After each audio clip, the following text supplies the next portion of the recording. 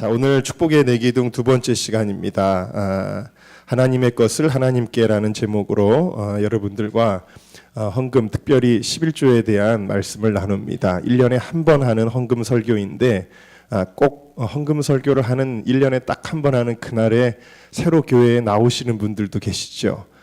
그러나 이 헌금 설교가 여러분들에게 시험거리나 걸림돌이 되는 설교가 아니라 정말 우리가 드리는 물질의 의미를 깨닫고 더 하나님 앞에 기쁨으로 또 나아가고 또 하나님의 축복을 많이 받는 여러분들이 되는 그런 계기가 될 수 있으시기를 주님의 이름으로 축원합니다. 다시 한번 제목을 우리 함께 따라하겠습니다. 하나님의 것을 하나님께. 김 집사님이라고 하는 분이 미국에 이민을 가셨습니다. 그런데 이제 처음에 이민을 가면은 여러 가지로 정착하기가 어려운데 마침 어릴 때 친구인 이 집사를 만났어요. 그래서 오래간만에 반갑네. 나 좀 정착 잘할 수 있도록 도와주게 그랬습니다.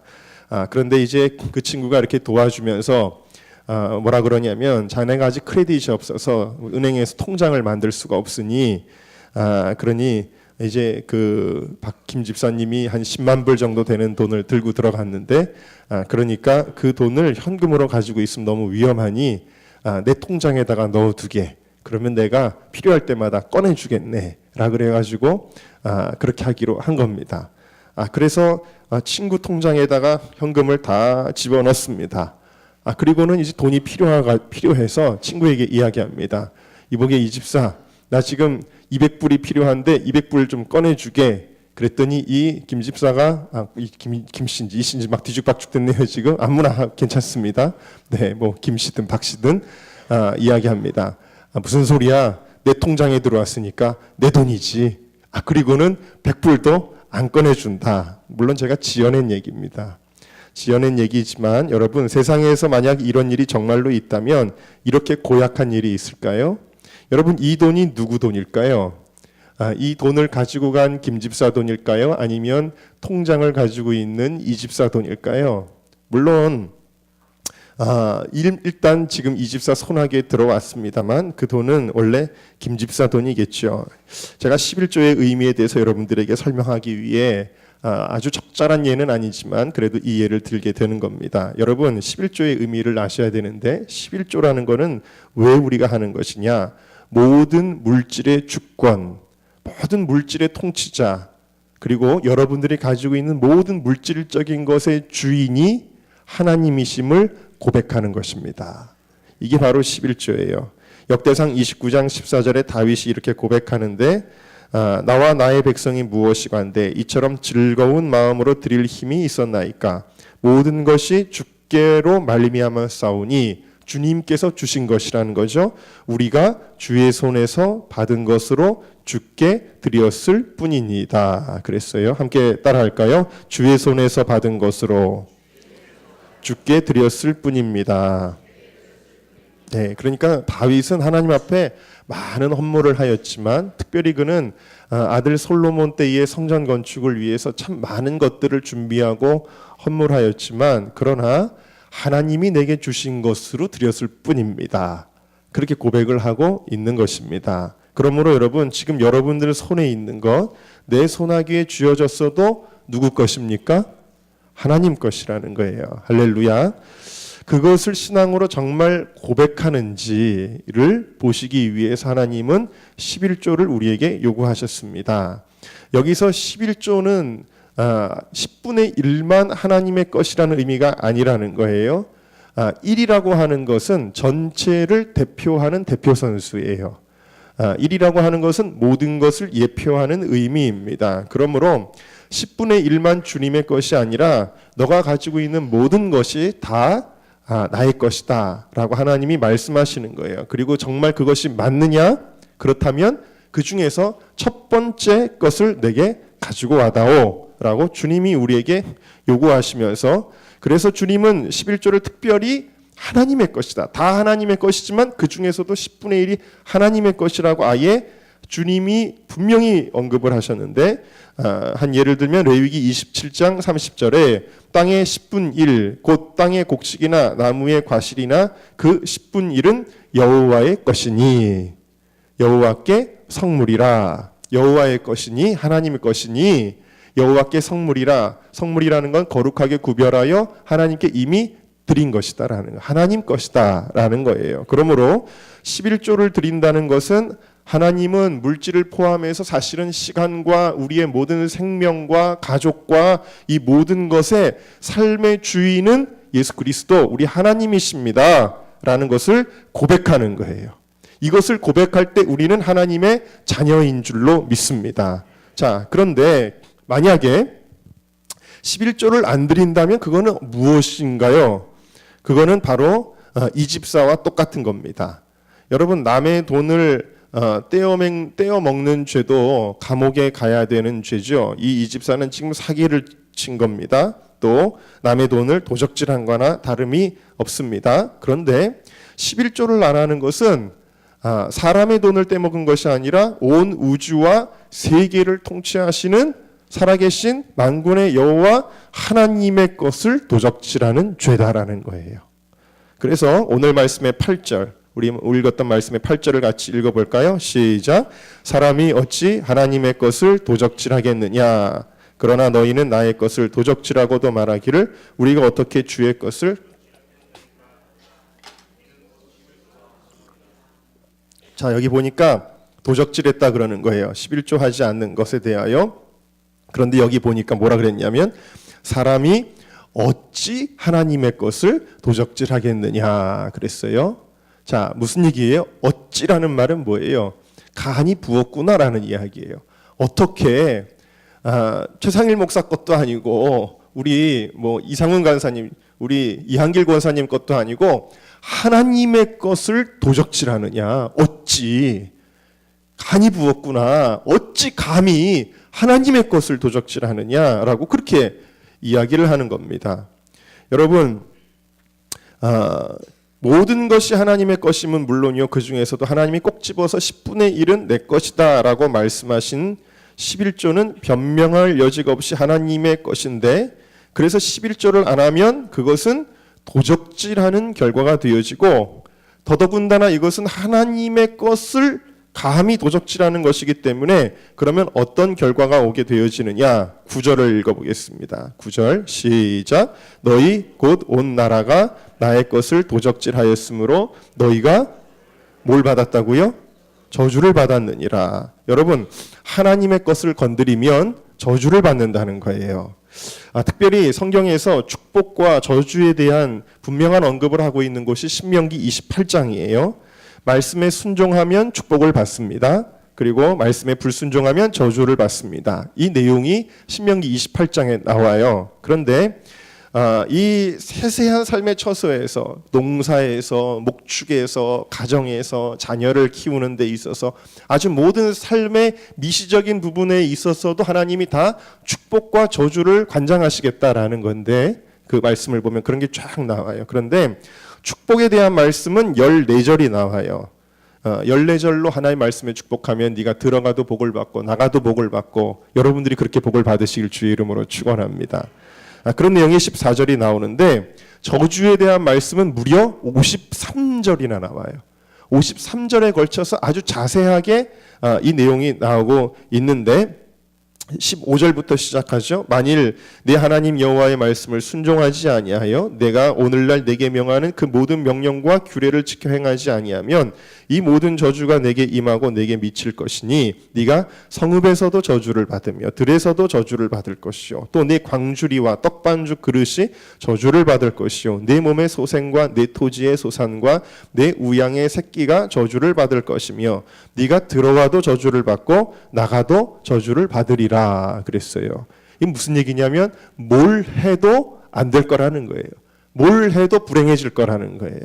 질병, 그 이후에 계속 자세하게 설명합니다. 질병, 재앙, 재난, 농사가 되지 않는 거, 약탈을 당할 것이다. 압제와 학대를 받을 것이다. 비방거리가 될 것이다. 자녀가 저주를 받을 것이다. 평안을 얻지 못하고 정신적인 고통을 당할 것이다. 생명을 확신하지 못할 것이다. 계속해서 저주의 말씀들이 나오는데 이 말씀들을 쭉 읽다 보면 무슨 생각이 드냐면 하나님의 저주라고 하는 것이 무섭구나라는 생각이 들어요. 야, 하나님이 저주하시는 것이 무섭구나. 이런 생각이 들고, 하나님이 그 사람을 저주하시면 누가 그것을 능히 당해내겠느냐 하는 거예요. 세상에 아무리 대단한 힘과 권력을 소유한 사람이라고 할지라도 일단 하나님이 저주하시면 누가 그것을 당해낼 수 있겠는가 하는 거예요. 그런데 이 끔찍한, 요즘에는 뭐 설교할 때도 이런 단어 나오면 교인들이 싫어하죠. 그런데 어쨌든 성경에 나오는 걸 이야기하는 겁니다. 하나님의 것을 도적질하면 뭘 하시겠다 그러냐면 저주를 하시겠다는 거예요. 그러니까 이게 얼마나 무섭고도 끔찍한 말씀이냐 하는 것입니다. 여러분, 벨사살 왕이 왜 저주를 받았죠? 다니엘 5장에 보니까 벨사살 왕이 파티를 열었어요. 술을 퍼마시는데 수만 그 왕입니다. 페르시아의 왕인데, 그런데 아니 그릇이 얼마나 많겠어요, 왕이니까. 그런데 하필이면 어떤 그릇을 가져오라 그랬냐면 예루살렘 성전에서 탈취한 그릇을 가져오라 그런 거예요. 이 예루살렘 성전에 있던 그릇은 무슨 그릇이냐면 성물입니다. 하나님께 드려진 그릇이고, 이것은 성전의 일을 위하여 제사를 드리는 데 쓰이는 그릇이에요. 그 누구 거냐면 하나님 거거든요. 근데 자기들이 전쟁에서 이겨가지고 뺏어왔다고 해서 그거를 자기 마음대로 사용합니다. 거기다가 음식을 담고 술을 부어서 마시는데, 그날 밤에 갑자기 손가락 하나가 나타나서 벽에서 글씨를 쓰죠. 메네메네 데겔 우바르신, 그러면서 왕의 나라가 저울에 달려서 끝이 났다라는 거예요. 다니엘이 그 손가락에 글씨를 해석해주고 그날 밤에 갈대왕 벨사살이 죽임을 당했다 그랬어요. 그러니까 무서운 하나님의 저주를 받아서 그가 죽었는데, 그 저주를 받은 이유는 하나님의 것을 건드렸기 때문이었다라는 거예요. 또 신약에서도 한 가지 예를 들어볼까요? 사도행전 5장에 보면은 아나니아와 삽비라라고 하는 사람이 바나바가 자기의 밭을 팔아 성전을 위하여, 그 주의를 위하여 드릴 때에 사람들이 바나바를 칭찬하니까 자기들도 칭찬받고 싶어서 순수하지 못한 동기를 가지고 우리도 밭을 팔아서 다 하나님께 드립니다. 이 밭은 하나님 것입니다 하고 드려버렸어요. 그런데 그 밭을 팔고 나서 갑자기 후회되는 거예요. 아까운 거예요. 내가 이 밭을 왜 하나님께 드린다고 했지? 그리고서는 그 돈을 얼마를 빼돌렸다라는 거예요. 그런데 베드로는 성령의 감동으로 그것을 알았죠. 그러면서 그에게 이야기합니다. 땅이 그대로 있을 때는 네 땅이 아니며 판 후에도 네 임무를 할 수가 없더냐. 어찌하여 이 일을 내 마음에 두었느냐. 사람에게 거짓말한 것이 아니요 하나님께로다. 아나니아가 이 말을 듣고 엎드러져 혼이 떠나니 이 일을 듣는 사람이 다 크게 두려워하더라. 아나니아가 그 자리에서 죽었어요. 그리고 조금 있다가 그의 아내 삽비라가 들어왔을 때 역시 그도 회개할 수 있는 마지막 기회에 의해서 회개하지 않고 또 베드로를 속이려 했을 때 그의 혼이 엎드러져 떠났다 그랬어요. 그래서 온 교회와 이 일을 듣는 사람들이 다 크게 두려워하니라 그랬어요. 왜 그랬습니까? 아나니아와 삽비라의 이름으로 그 땅이었을 때는 아무 상관이 없는데 하나님께 드리고 나서 빼돌렸기 때문에 하나님 것을 건드린 거라는 거예요. 더 이상 그들의 것이 아니다. 하나님의 것을 건드리는 것에 대한 두려움을 여러분들이 가지시기를 주님의 이름으로 축원합니다. 제가 지난 주간에 금붕어 몇 마리를 홈플러스에 가가지고 샀어요. 아주 조그만 금붕어 6마리를 샀는데 이제 어항에다가 이렇게 넣습니다. 넣고 이제 키우는데 며칠이 안 돼가지고 이제 물이 더러워진 거예요. 물이 더러워져서 물고기가 그 수면 위로 올라와서 뻐끔뻐끔거리고 있는 거예요. 이거 안 되겠다. 당장 급하니까 안 되겠으니까 어제 별 생각 없이 교회 가는 길에 제가 페트병 2개를 들고 나왔습니다. 왜 그러냐면 이왕 교회 가는 길이니까 교회 가면은 정수기에 물이 나오니까 그 물 받아다가 일단은 좀 살려야 되겠다라는 생각을 가진 거예요. 별 생각 없었어요. 그리고 페트병을 가져와가지고 막상 물을 딱 뜨려고 하는데 갑자기 탁 걸리는 거예요. 뭐가 탁 걸리냐면 아니지. 이 물은 교회에서 예배드리고 활동하는 사람들을 위해 사용될 물이지 내가 집에 가져가가지고 우리 금붕어 먹일 물이 아니지, 이 생각이 딱 드는 거예요. 그래서 아무 설명 없이 아내에게 이야기합니다. 여보, 이건 아니지. 그랬더니 저 사람도 무슨 얘기인지 딱 알아듣고는 아닌 것 같아요 그러는 거예요. 그래서 여러분 제가 물 안 떠오고 그냥 빈 페트병으로 돌아갔는데요. 여러분 솔직히 그 물이 값어치로 하면은 얼마나 되겠습니까? 페트병 하나에 물 담는 거 몇십 원도 안 돼요. 몇십 원도 안 되는데 이거 몇십 원도 안 되는데 뭐 내 맘대로 쓰면은 어때? 라고 생각할지 모르죠. 그러나 여러분 그것조차도 하나님께 드려진 거예요. 하나님을 위한 모든 것들은 여러분 예를 들면은 무슨 예를 들을까요? 교회에 무슨 프로젝트를 하나를 어느 방에 설치했다. 내 영화 보고 싶은데 교회 가가지고 내가 영화 보는 데 써야지. 그런 거 아니라는 거예요. 다 하나님의 성물은 하나님께 위한 어떤 목적을 가지고 이미 드려진 것이기 때문에 내 임의대로 아무것도 내 A4지 한 장도 내 마음대로 함부로 쓰는 거 아니라는 거예요. 하나님 것을 여러분은 소중히 여기는, 여러분 우사와 아이오가 법궤에 자기들 마음대로 손을 댔다가 그 자리에서 죽은 얘기도 나오죠. 하나님의 것을 하나님의 것으로 두렵게 여기는 여러분들이 다 되시기를 주님의 이름으로 축원합니다.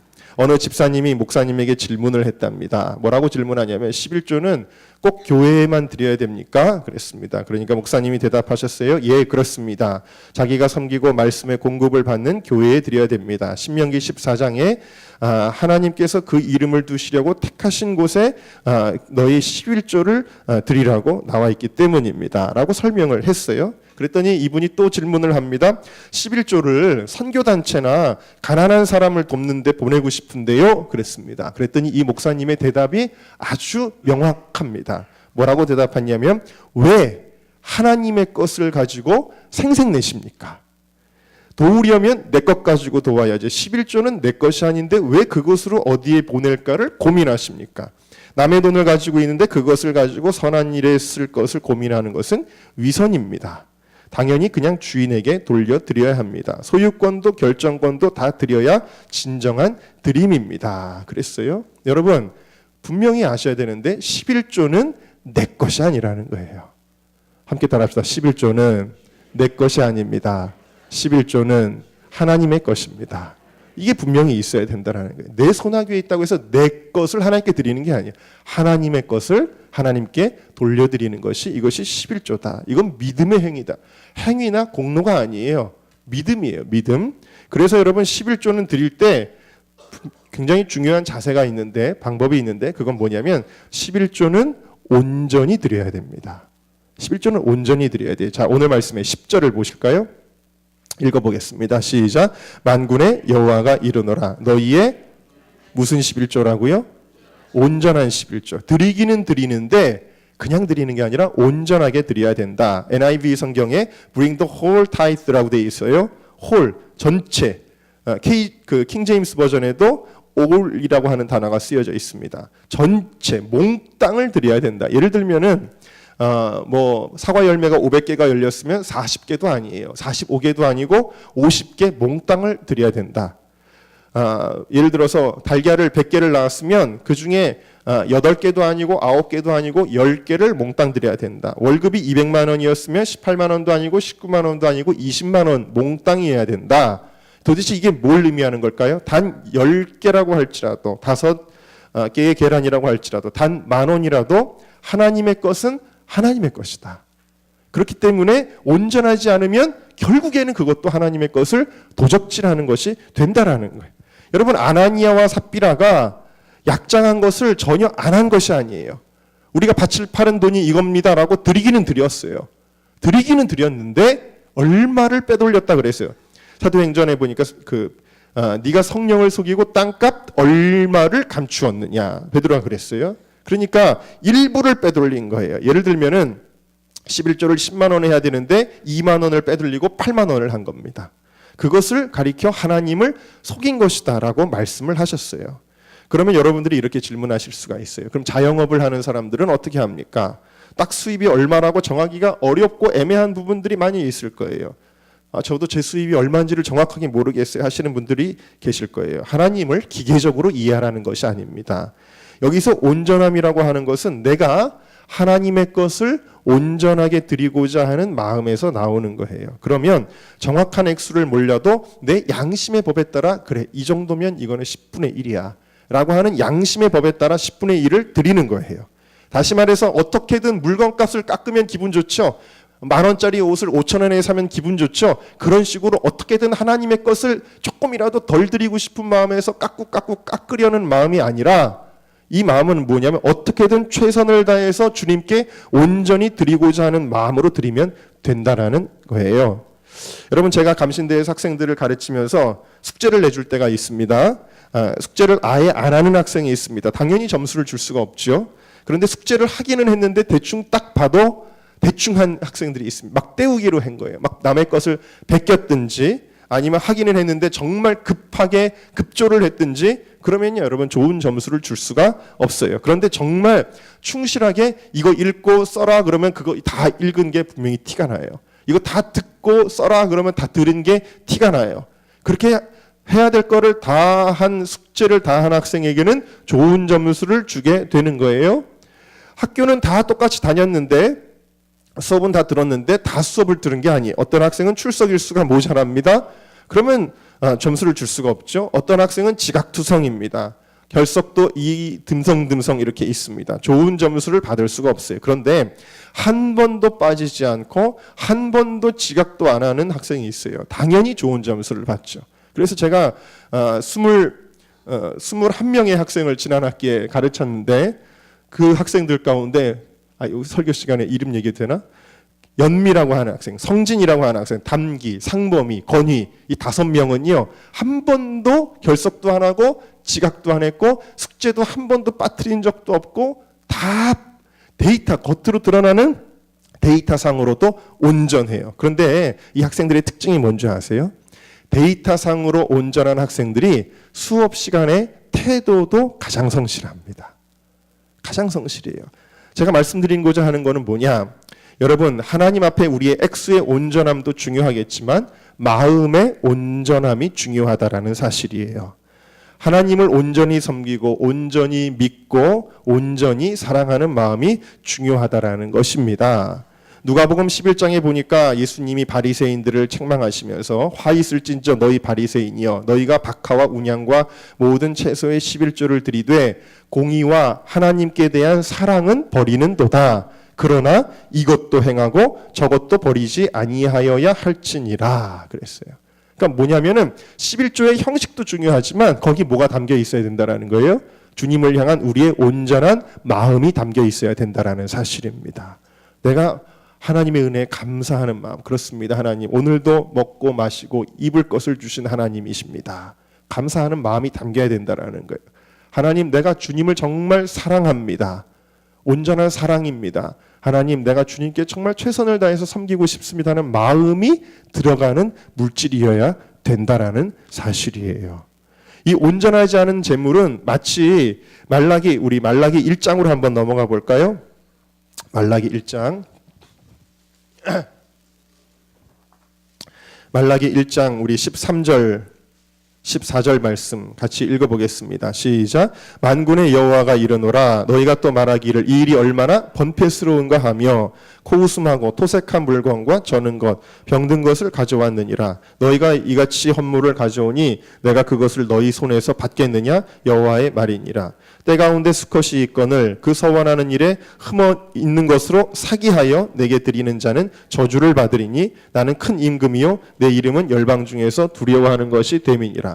만군의 여호와의 말이니라. 그래서 이 타락했던 말라기 시대의 유대인들은요 이 마음이 타락하니까 형식에서도 이 타락한 온전하지 못한 게 드러나는. 그래서 제사를 드리는데 아주 형식적이에요. 그러니까 뭐가 있냐면 공로의식, 율법의식만 있는 거예요. 그래서 제사를 드려야 우리가 하나님의 자녀가 백성이 되고 우리는 천국에 갈 백성이 된다라는 생각만 있는 거예요. 전혀 주님에 대한 마음이 없는 거예요. 그러니까 하기는 해야 되니까 때우기식으로 뭘 하냐면 소를 제사를 드리는데 정말 하나님을 사랑한다면 가장 좋은 소를 골라서 드릴 거 아니에요. 여러분 저도 예를 들면은 헌금 중에서 그래도 가능하면 제일 뭐 깨끗한 돈으로 드린다든지 그런 마음들이 있을 거 아니에요 우리가. 그런데 딱 보고는 이게 제일 쓸모없네, 이거는 어디다 팔 수도 없는 손에 다리 저는 거, 눈 먼 거, 병든 거 그런 것만 고르는 거예요. 그런 것만 골라가지고 하나님 앞에 드리니까 하나님이 뭐라 그러시냐면 그거 사람한테도 그렇게 하면 받겠느냐? 하물며 나는 큰 임금이요 내 이름은 열방 중에서 두려워하는 만군의 여호와인데 내가 그거를 받겠느냐라고 말씀하시는 거예요. 온전하지 않은 예물이었다라는 사실이죠. 여러분 이것은 그들의 마음의 문제였다라는 거예요. 하나님을 사랑하지 않았기 때문이다라는 사실입니다. 그래서 말라기 1장 6절 말씀 이 말라기는 11조에 대한 말씀 이전에 더 중요한 주제를 다루고 있는 거예요. 주제가 11조가 아니라 말라기는 바로 이 주제를 다루고 있는 것인데, 말라기 1장 6절을 같이 읽어보겠습니다. 시작. 내 이름을 멸시하는 제사장들아, 나 만군의 여호와가 너희에게 이르기를 아들은 그 아비를, 종은 그 주인을 공경하나니 내가 아비일진데 나를 공경함이 어디에 있느냐? 내가 주인일진데 나를 두려워함이 어디 있느냐? 너희는 이르기를 우리가 어떻게 주의 이름을 멸시하였나이까 하는도다. 하나님이 이들에게 뭘 말씀하시냐면 너희는 나를 멸시한다. 나를 이그노어한다라는 거예요. 나를 멸시한다. 가볍게 여긴다. 나를 하찮게 취급한다. 라는 거예요. 너희 직장 상사한테도 이렇게는 안 할 거다. 그런 얘기예요. 나를 이렇게 하찮게 여긴다. 그러면서 하나님이 뭘 찾으시냐면 나를 공경함이 어디에 있느냐, 나를 두려워함이 어디에 있느냐 라는 거예요.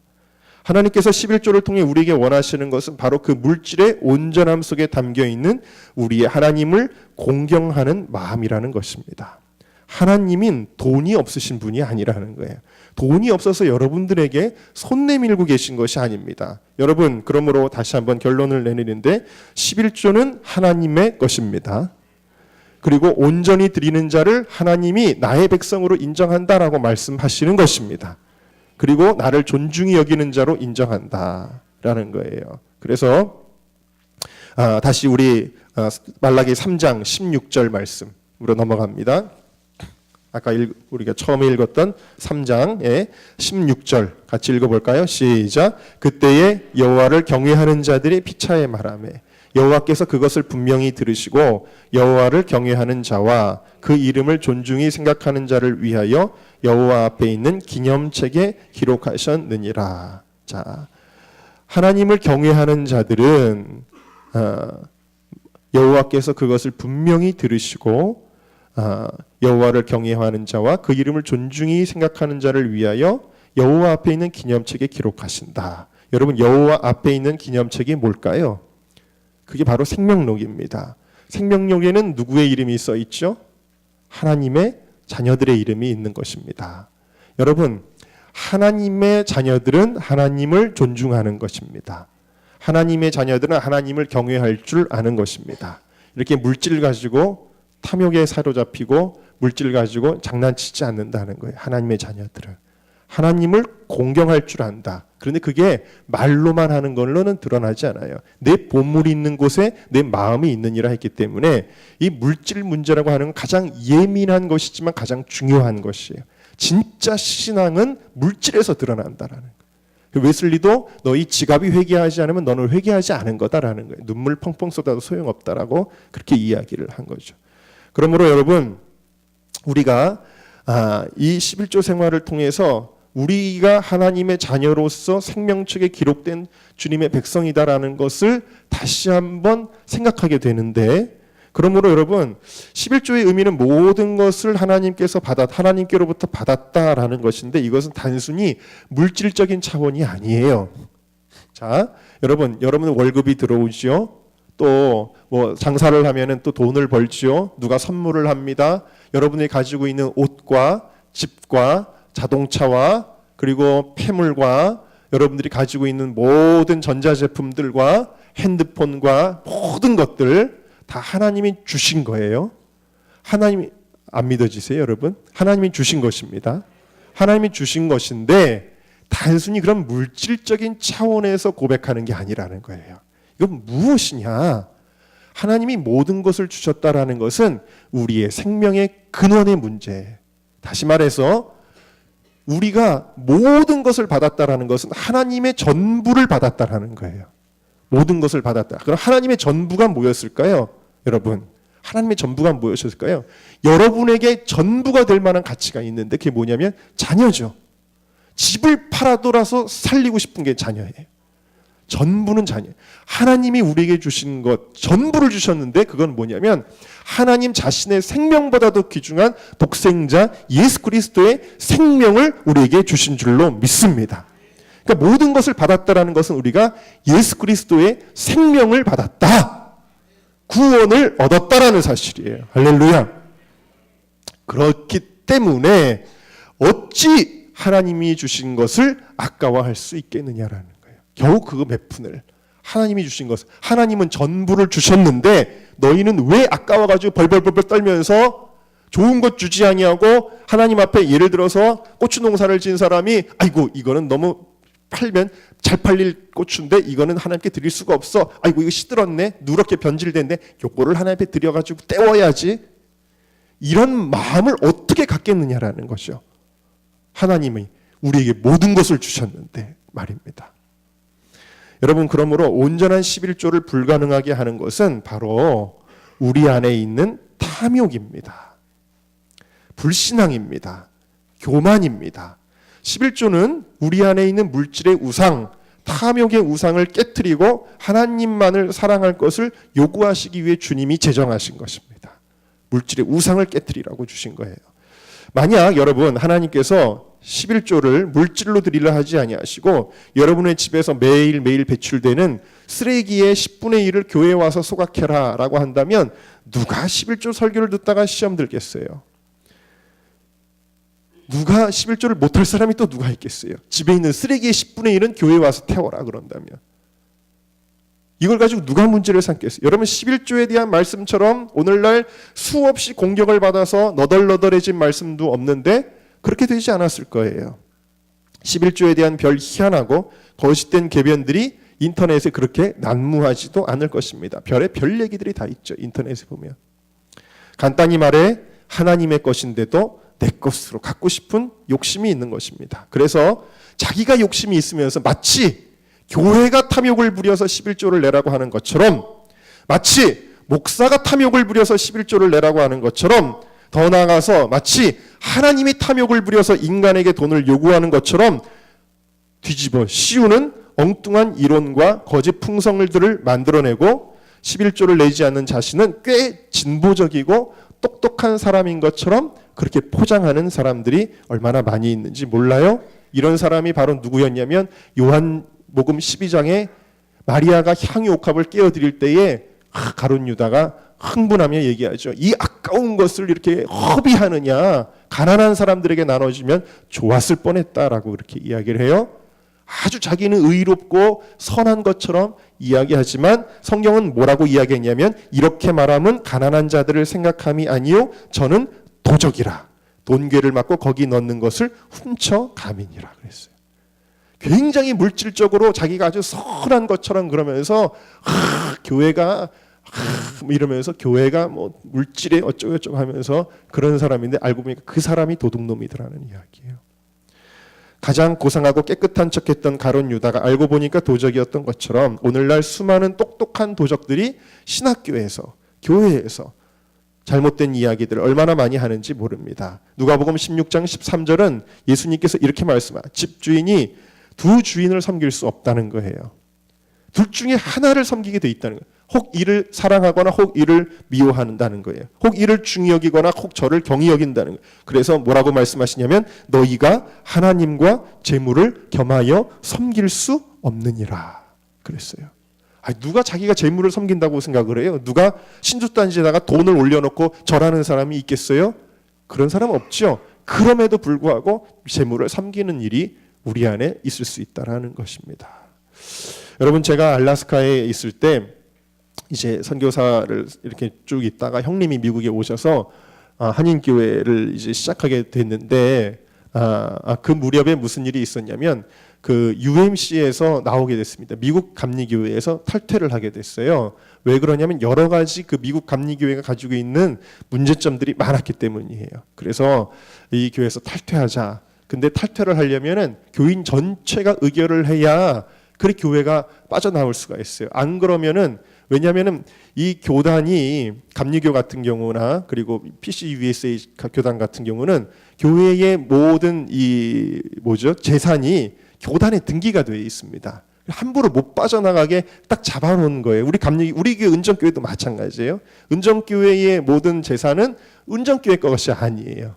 감리교 재단에 다 등기가 되어 있어요. 그렇게 되어 있는데 나가려면은 100%가 결의를 해야 되는 거예요. 그래서 교인 총회를 열었습니다. 교인 총회를 열고 우리 이 교단에서 나갑시다. 그래가지고 총회를 열었더니 교인들이 나가도 우린 다 나가고 안 나가면 안 나가는 거지 누군 나가고 누군 안 나가고 그런 거 없습니다. 그래서 교인총회를 했는데 압도적이 아니라 다 100% 찬성을 했어요.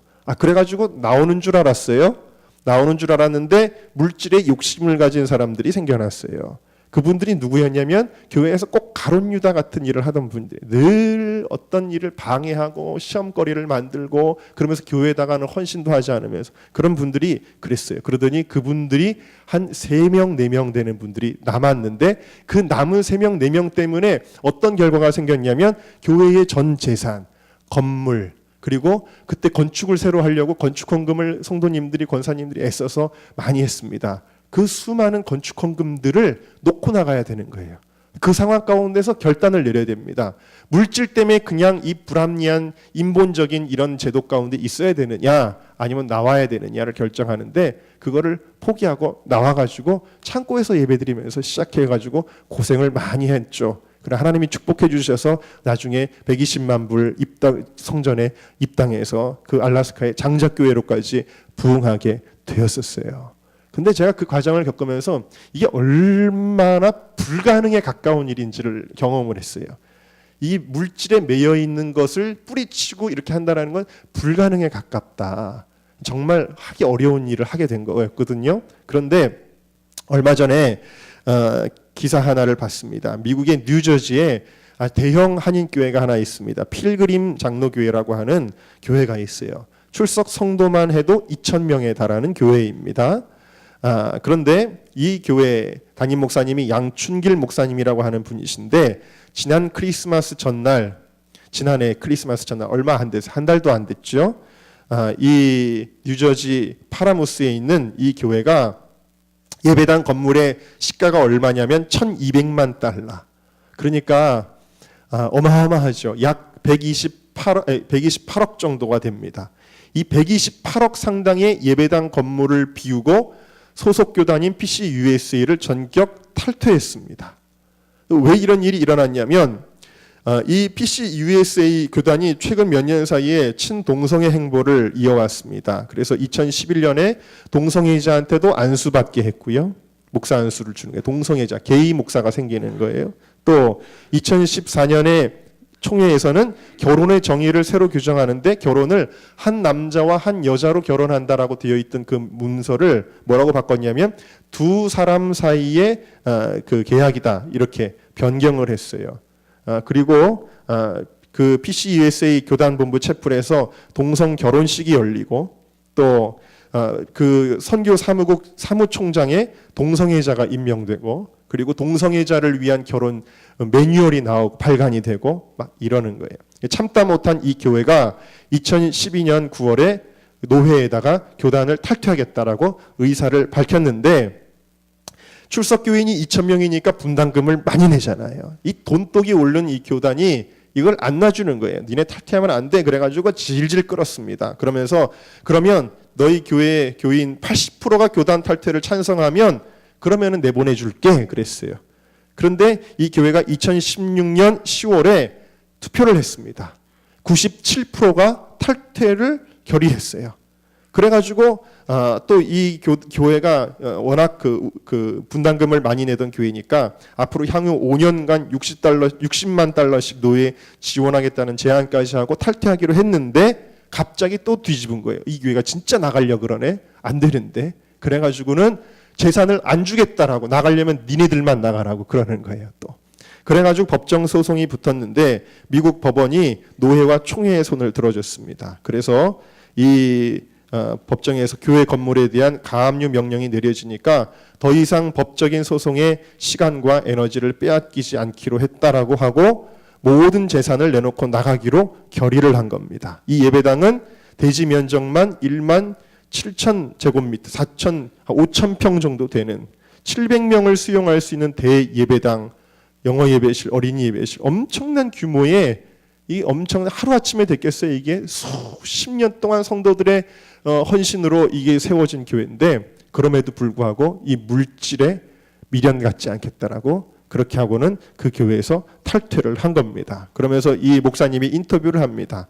성도들의 기도와 땀으로 세워진 교회 건물을 포기한다는 것이 결코 쉽지만은 않았지만 하나님 나라를 위해 우리가 자유롭게 확신을 가지고 성경을 앞세우고 나아가기 위해 이 PCUSA의 지붕에서 벗어나야 했습니다. 무슨 얘기예요? 신앙을 선택했다. 물질을 선택하지 않고 신앙을 선택했다. 그래 졸지에 어떤 교회가 됐냐면 개척교회가 된 거예요. 이름도 필그림 선교교회로 이름을 바꾸고 그래서 어느 학교 건물을 빌려가지고 예배를 드리는데 그렇게 모든 것을 다 버리고 떠나서 그리고 나서 첫 예배를 작년 31일 날 예배당에서 드리는데 첫 예배에 2,200명이 출석하였다는 거예요. 그리고 헌금도 배 이상 나왔다. 그러면서 이 목사님이 그렇게 고백하십니다. 주님께서는 교회가 눈에 보이는 건물이 아니라 그리스도의 제자라는 것을 확실하게 보여주셨습니다. 그렇게 고백을 하고 있는 겁니다. 지금 또 그 후에 후속 기사를 보니까 이 돈독이 오른 이 그 노회의 관계자 17명이 어쨌든 간에 그 자리를 차지하고 예배가 유지돼야 그걸 차지할 수 있으니까 700명이 드리는 예배당에 17명이 앉아가지고 예배를 드리면서 그 나간 사람들을 막 욕하는 그런 기사가 나오더라고요. 하나님이 누구를 선택하실까요, 여러분? 하나님이 누구를 기뻐하실까요? 물질의 노예가 된 그 노예 관계자 17명을 하나님이 기뻐하실까요? 아니면 정말 수백억의 재산이지만 그 수백억을 포기하고 신앙의 길을 선택한 이 목사님과 성도들을 기뻐하실까요, 여러분? 여러분, 만약에 제가 그런 생각을 했습니다. 은정교회에도 그런 상황이 된다면 여러분 어떻게 하시겠습니까? 지금도요, 여러분, 제가 기가 막힌 기사를 어제 밤에 봤는데 기독교 대한감리회에서 저희는 재단 등기가 돼 어떤 어려움에 처한 교회가 그 재산을 어쨌든 교단에다가 이제는 신탁을 한 거예요. 근데 이 교단에서 이런 얘기 말씀드려도 되나요? 여러분 너무 실족하지는 마세요. 기독교 대한감리회 본부에서 바로 엊그저께 있었던 일입니다. 마포에 그 몇백억짜리일 겁니다. 그것도 건물인데 그 몇백억은 아니고 몇십억인가요? 네, 몇십억짜리 건물인데 그 교회를 하나님의 교회에다가 팔았다는 거예요. 개교회가 한 일도 아니고 교단에서 한 일이에요. 이 기독교 대한감리회의 이 미래도 참 걱정되고 암울한데 어떻게 어떤 장로님이 그 교회를 사겠다고 제시한 금액이 조금 적다고 해서 돈 더 많이 준다고 이단한테 팔아버린 거예요. 어떻게 이런 일이 있을 수가 있어요? 어떻게 이런 일이 있을 수 있어요? 여러분, 우리는 물질을 따라가면은 당장은 뭔가 되는 것 같지만 망하는 겁니다. 여러분, 우리는 재물과 하나님을 동시에 섬길 수가 없는 것입니다. 하나님을 섬기는 여러분들이 다 되시기를 주님의 이름으로 축원합니다. 만약에 은정교회도 똑같은 상황이 온다면 우리 교회도 그렇게 결단할 수 있는 교회가 될 수 있기를 또한 주님의 이름으로 축원합니다.